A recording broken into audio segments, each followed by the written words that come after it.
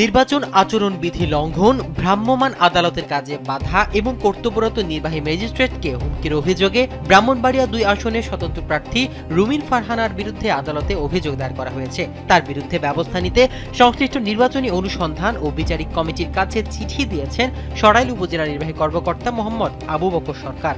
শনিবার কসবার senior civil জজ আদালতের নির্বাহী বিচারিক কমিটির প্রধান আশরাফুল ইসলামের কাছে চিঠি পাঠানো হয়। চিঠিতে ইউনো উল্লেখ করেন, ভ্রাম্যমাণ আদালত পরিচালনার সময় রুমিন ফারহানা আক্রমণাত্মক আচরণ করেন এবং বিচারিক কাজে বাধা সৃষ্টি করেন।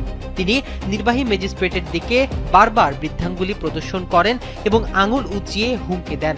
ঘটনার এক ভিডিও ফুটেজে তাকে ইংরেজিতে সতর্কবার্তা দিতেও শোনা যায়।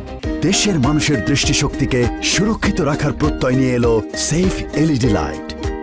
আচরণবিধি লঙ্ঘনের কথা জানালে তিনি সব জায়গায় এমন হচ্ছে বলে মন্তব্য করেন। এক পর্যায়ে তিনি উপস্থিত লোকজনকে চুপ থাকতে বলে আরো বলেন, আজকে শুনছি, আঙুল তুলে বলে গেলাম, ভবিষ্যতে আর শুনবো না। আমি যদি না বলি এখান থেকে বের হতে পারবেন না, সেটা মাথায় রাখবেন। আমি রুমিন ফারহানা, আমার কোনো দল লাগে না।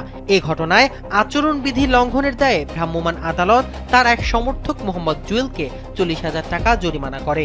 ইউনো তার চিঠিতে উল্লেখ করেন, মব সৃষ্টি করে তাকে বিচারিক কাজে বাধা দেয়া হয়েছে এবং কর্তব্যরত নির্বাহী ম্যাজিস্ট্রেটকে প্রকাশ্যে হুমকি প্রদান করা হয়েছে, যা নির্বাচনী আচরণবিধি লঙ্ঘন।